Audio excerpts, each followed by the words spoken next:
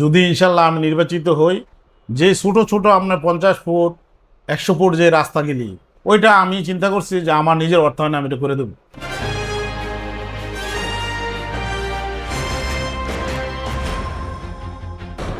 আসসালামু আলাইকুম দর্শক, আমি আরিফুর রহমান নীরব আপনাদেরকে স্বাগত জানাচ্ছি আমাদের নিয়মিত আয়োজন কেমন জনপ্রতিনিধি চাই অনুষ্ঠানে।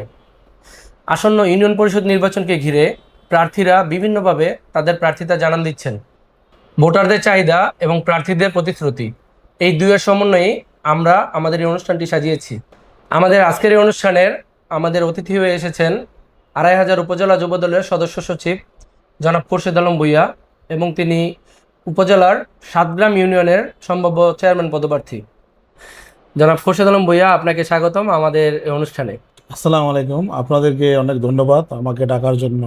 আচ্ছা, আপনার কাছে আমাদের প্রথম প্রশ্ন, সাতগ্রাম ইউনিয়নে আমরা জানি যে আরো বেশ কয়েকজন চেয়ারম্যান পদপ্রার্থী আছেন, তো জনগণ কেন আপনার প্রতি আস্থা রাখবে বলে আপনি মনে করেন? আমি চাইতেছি যে ঝাড়গ্রামের জনগণের সেবা করতে। আমি এক টাইম চেয়ারম্যান হতে চাই, কারণ হচ্ছে আমি দেখাই দিতে চাই একটা জনপ্রতিনিধি ইচ্ছা করলে আপনার একটা ইউনিয়নকে সুন্দরভাবে সাজানো যায়, যে ইউনিয়নের মধ্যে অভাব অনটন থাকবে না, গরিব লোক থাকবে না, রাস্তাঘাট সুন্দর হইব, স্কুল কলেজের উন্নতি হইব, যোগাযোগ ব্যবস্থা অনেক উন্নতি হইব।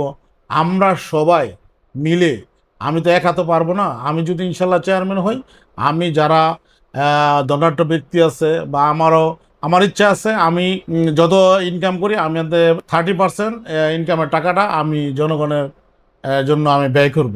আমি দেখাই দেব জনগণের উপকার, সেবা, রাস্তাঘাট, মানে এই কর্মসংস্থান, শিক্ষার উন্নয়ন কিভাবে করতে হয় এটা আমি প্রমাণ করে দেব।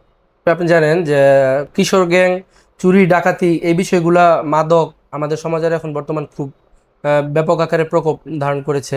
তো এই ব্যাপারে আপনি যদি নির্বাচিত হন তাহলে আপনার ইউনিয়নের জন্য বিশেষ কোনো পদক্ষেপ নেবেন কিনা? ধন্যবাদ আপনাকে। আমি যদি ইনশাল্লাহ চেয়ারম্যান নির্বাচিত হই, তাহলে যে কিশোর গ্যাং, মাদক যারা বেচে, আপনার একটা কথা আপনি জানেন, কেউ মাদক দ্রব্য যারা বেচে বা খায় তাদেরকে কেউ পছন্দ করে না। এটা হলো একটা সমাজের অভিশাপ। একটা স্ত্রী স্বামীজি খায়, স্বামীরে পছন্দ করে, ভাইয়ে বোনেরা বাইরে পছন্দ করে, বাপে ছেলেরে পছন্দ করে, মায়ের ছেলেরে পছন্দ করে না। আমি যদি ইনশাল্লাহ চেয়ারম্যান নির্বাচিত হই, আমি এইটা যারা মাদক দ্রব্যের মাঝে যুক্ত আছে তাদেরকে আমরা সুযোগ দেব কর্মসংস্থানের মাধ্যমে।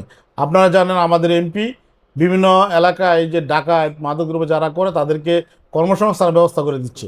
আমরা ইউনিয়ন ভিত্তিকভাবে আমরা তাদেরকে কর্মসংস্থানের ব্যবস্থা করে দেবো। জি ভাই, আপনি জানেন যে বর্তমানে একটা বড় সমস্যা হচ্ছে যুবকদের কর্মসংস্থানের ব্যাপারটা, কারণ যুব সমাজে আমাদের ভবিষ্যৎ। তা আপনি আপনি যদি চেয়ারম্যান নির্বাচিত হন তাহলে কি আপনি যুবকদের কর্মসংস্থানের ব্যাপারে কোনো পদক্ষেপ নেবেন কিনা? দেশনায়ক তারেক রহমান এই যুবকদের কর্মসংস্থানের উদ্যোগ নিয়েছে রাষ্ট্রীয়ভাবে। আমরা যুবক যারা আছে, শিক্ষিত যুবক যারা আছে, তাদেরকে আমরা প্রশিক্ষণের মাধ্যমে তাদেরকে আমরা প্রশিক্ষণ দিয়ে কর্মসংস্থানের ব্যবস্থা করে দেব। আমি যদি সাতগ্রামের চেয়ারম্যান নির্বাচিত হই, আমাদের যে বেকার যুবক আছে এই যুবক দিককে আমরা আস্তে আস্তে আস্তে আস্তে আমরা কর্মসংস্থান দিয়ে দেবো ইনশাল্লাহ। আচ্ছা রোদ ভাই, আরেকটা প্রশ্ন, সেটা আপনি জানেন যে মাননীয় প্রধানমন্ত্রী একটি ইশতেহার দিয়েছেন যে প্রতিটি থানায় বাচ্চাদের খেলার মাঠের ব্যবস্থা করবেন। তা আপনি আপনার ইউনিয়নের বাচ্চাদের মোবাইল থেকে আসক্তি দূর করার জন্য এবং খেলায় কিভাবে মনোনিবেশ করা যায়, খেলার মাঠগুলা কিভাবে উদ্ধার করা যায়, এই সকল বিষয়ে আপনার কোনো পদক্ষেপ থাকবে কিনা? আপনারা জানেন যে তারেক রহমান যে ঘোষণা দিয়েছে, আপনারা সাতগ্রাম ইউনিয়নের মধ্যে অনেকগুলি মাঠ আছে। এই মাঠগুলি এখন খেলার অনুপযুক্ত হয়ে গেছে। আপনার প্রত্যেকটা স্কুলে, প্রত্যেকটা মাদ্রাসার মধ্যে মাঠ আছে, সুন্দর মাঠ আছে। আমরা এটা মাঠটি ঠিক করে যাতে ছেলেমেয়েরা খেলাধুলা করতে পারে ওইটার ব্যবস্থা করবো। মোবাইলের একটা ভালো সাইড আছে, খারাপ সাইড আছে।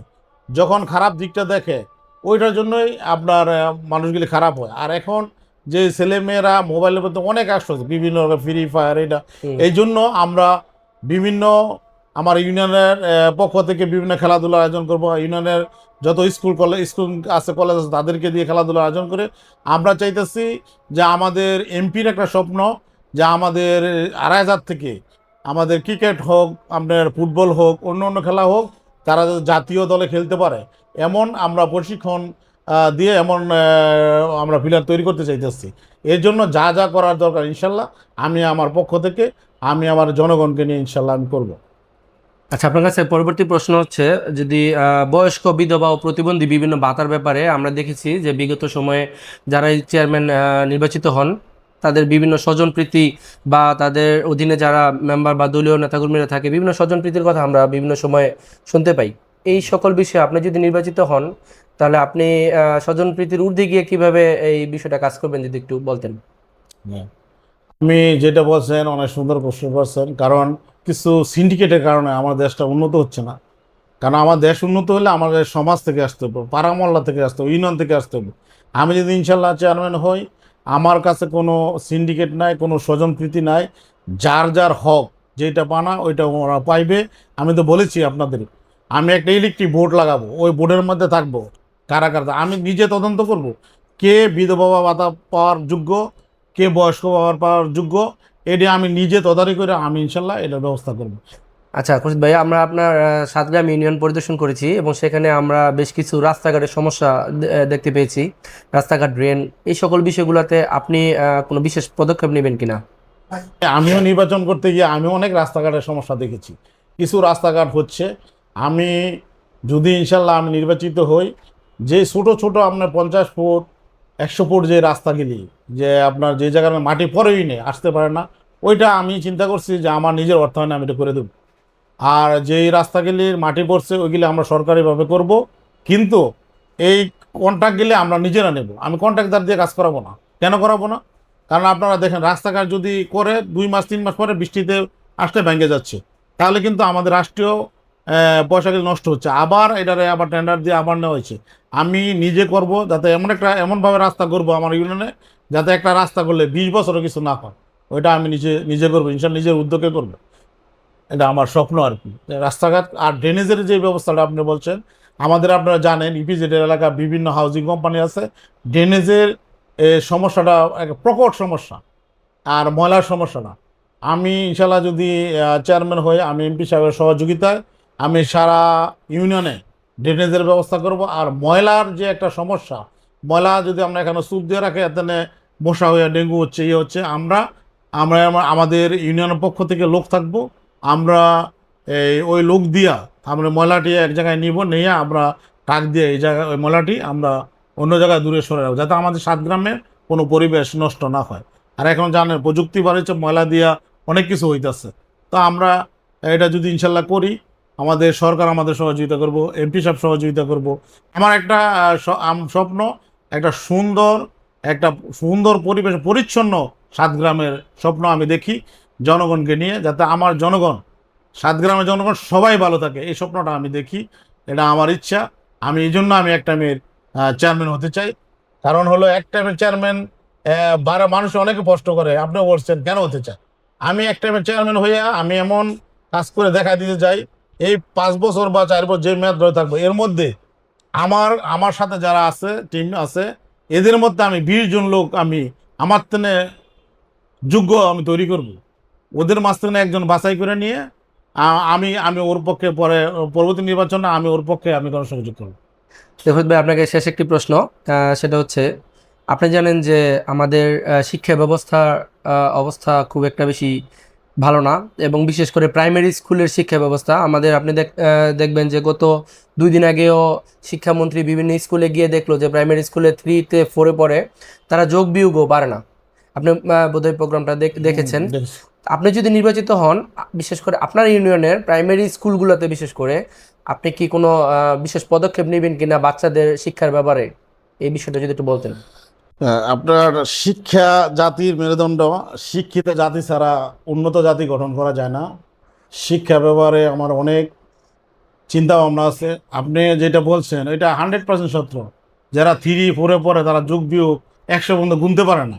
এইটা কিন্তু আমাদের দায়িত্বের অবহেলা আছে। যারা জনপ্রতিনিধি ছিল, যারা অভিভাবক ছিল, তাদের এই অবহেলার কারণে হচ্ছে।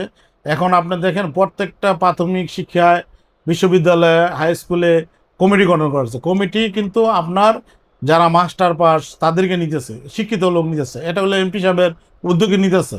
তারপরে আমি যদি ইনশাল্লাহ আল্লাহর মধ্যে চেয়ারম্যান হই, তাহলে আমার ব্যক্তিগত আমার লোক থাকবে বা ব্যক্তি লোক দিয়ে আমি এটা তদারকি করাবো বা আমি তদন্ত করাবো কে কখন কি করে, আমিও মাঝে মাঝে মাঝে যাব। যদি আমরা শিক্ষিত একটা 7 গ্রাম করতে পারি তাহলে আমার যে স্বপ্ন যে স্বাবলম্বী 7 গ্রাম করার, ওইটা ইনশাল্লাহ আমি করতে পারবো। শিক্ষার ক্ষেত্রে আমার সবচেয়ে বেশি গুরুত্ব থাকবো শিক্ষার ক্ষেত্রে। যে দর্শক এতক্ষণ আমাদের সঙ্গে থাকার জন্য অসংখ্য ধন্যবাদ। আমরা নিয়মিত আমাদের এই অনুষ্ঠানে বিভিন্ন সময় যারা জনপ্রতিনিধি হতে ইচ্ছুক তাদেরকে আমাদের অনুষ্ঠানে আমন্ত্রণ জানাবো। আশা করি আপনারা আমাদের সঙ্গে থাকবেন এবং কমেন্টসের মাধ্যমে আপনারা আপনাদের মূল্যবান মতামত দিয়ে আমাদের অনুষ্ঠানে সংযুক্ত হবেন বলে আমরা আশাবাদী। আজকের মতো এই পর্যন্তই, দেখা হবে আবার অন্য কোনো অতিথি নিয়ে আগামী পর্বে। সেই পর্যন্ত সবাই ভালো থাকেন। আল্লাহ হাফেজ।